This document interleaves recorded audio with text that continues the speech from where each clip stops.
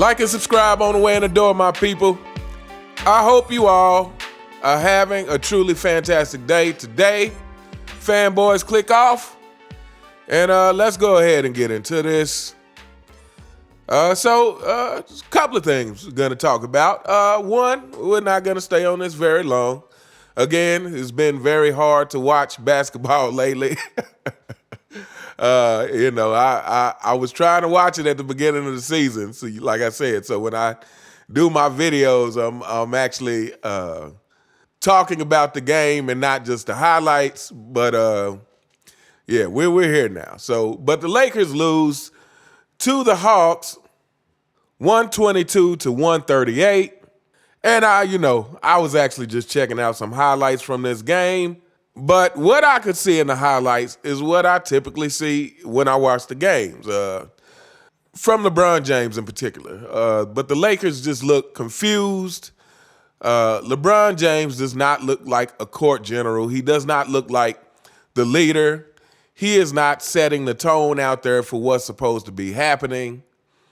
And, the Lakers just can't get it together. I suspect that possibly it's because they already won their championship, the in-season tournament, the ridiculous in-season tournament that they decided to insert due to players not doing their job, essentially. So, okay, here we go. So the Lakers continue to do poorly. And cue the music, right on cue. There's been talks of this, but now it looks like it's ramping up the whole time to get rid of Darvin Ham thing. First of all, I have to say something. I realize that if you're in the NBA, there's limited jobs and positions, and sometimes you got to take what you got to take.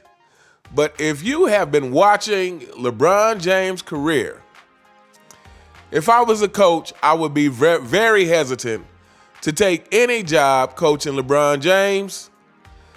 If I was a player, I would, especially if I was a superstar or had some talent that I wanted to develop, I would be very hesitant to play next to LeBron James. I mean, if you've been watching LeBron James' career, you should have an understanding by now that if things are not going well, you will become a scapegoat. You will be on the chopping block. And this is where Darvin Ham finds himself. I look at Darvin Ham's face on the sideline, on the Lakers bench, and despite him, I think, having a cool demeanor, he looks like a man who knows his days are limited. And then, of course, you got the deer, Mr. Leader of the 4 and 6 Kingdom, tweeting out the whole hourglass, again, famous for his passive aggressiveness, Like, just come out and say what you want to say, instead of doing all this cryptic tweet stuff. It's like, I gotta be honest. It is hard to like this guy. It is very hard to like LeBron James. Again, I've said this on several videos. Every few months I try to go back and reevaluate my stance on the guy, and I'm like, am I being too hard on this guy? But no, it is hard to like this guy. So yeah, LeBron James with the tweeting the hourglass, at the very least, he knows that everyone is going to assume that he's tweeting about Darvin Ham. So, but, more than likely he is tweeting about Darvin Ham, because he is that passive-aggressive type person.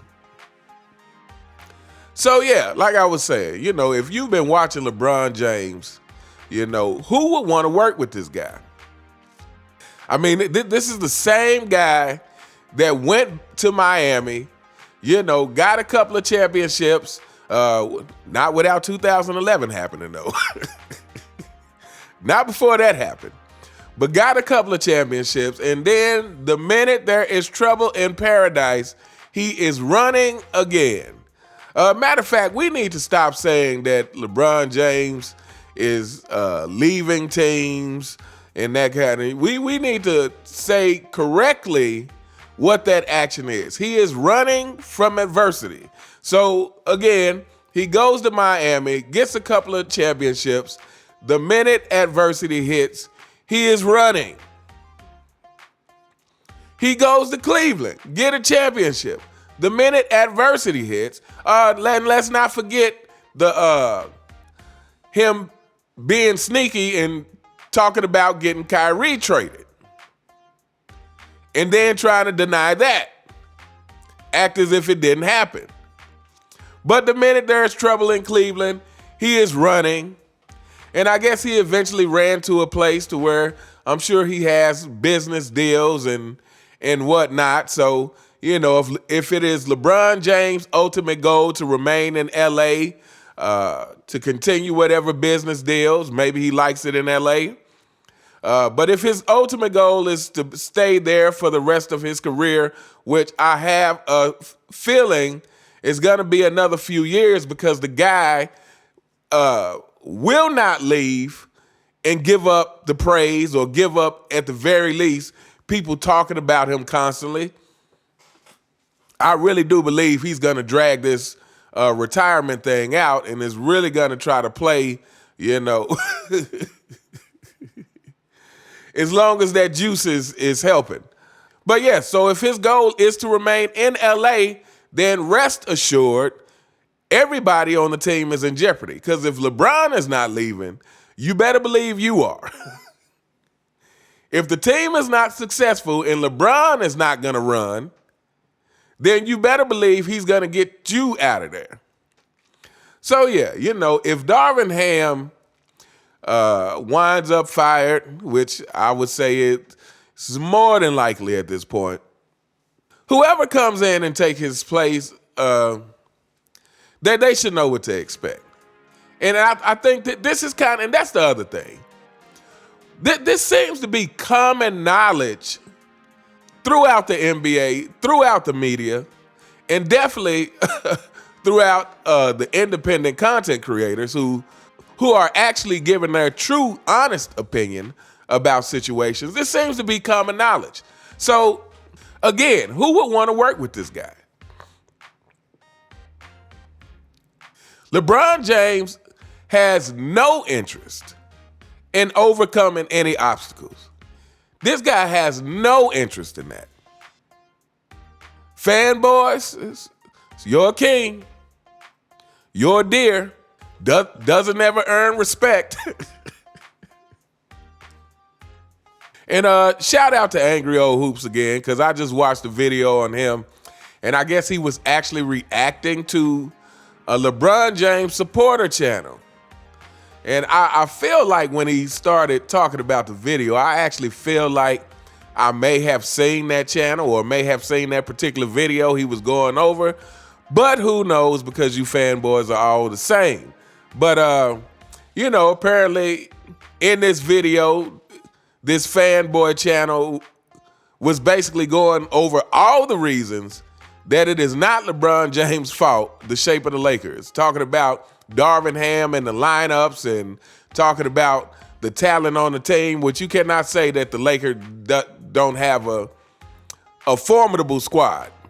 There is no way that you can say that. And here's the trouble with any coach coming to quote unquote coach LeBron James. First of all, you're coming to coach someone who is uncoachable, number one. Number two, you're coming to coach someone who already thinks he knows more about coaching than you do. You're coming to coach someone who thinks they know more about basketball than you do. And the media is to blame for a lot of that. Because the media blew his head up the minute he got into the league, talking about his high IQ. And you know what's funny? If you guys want to do an experiment. Fanboys, this is a good experiment for you, but I'm sure it would go right over your head because you have no ability to analyze stuff, especially when it comes to human behavior that you can't attach a statistic to. But if you guys want to do an experiment, just go, even the players who think LeBron is the GOAT, go watch how they talk about LeBron James and why they think LeBron is the GOAT. And go watch people talking about Michael Jordan and why they think he is the GOAT. Now, two things you will notice is that, first of all, people don't talk about LeBron James with excitement. The so-called GOAT. They never talk about him with a certain level of excitement. It's always this, like they're trying to explain something from a textbook to you. Well, LeBron is the GOAT because if you add up 1 + 1 and 2 and you get this formula and that formula tells you he's the GOAT. But when people talk about like Michael Jordan being the GOAT, they were like, man, this guy is this and that and that, and he could jump out the gym. He was the fiercest competitor. He was this and that. Just listen to the way that people talk about these two guys. That should tell you a lot. And you know what? I think I'm going to put together a video of this. Especially listen to some of these flip-flopping fanboys. You know what I'm talking about. Kevin Garnett, Iman Shumpert, Shannon Sharp. You put Nick Wright in it. People who at one point were saying Michael was a GOAT and then all of a sudden changed their opinion. And they changed their opinion not to the previous criteria that they had mentioned. But yeah. Listen to them before and after. When they're talking about how Michael Jordan is the GOAT, again, it's this excitement. And then when they flip-flop and start talking about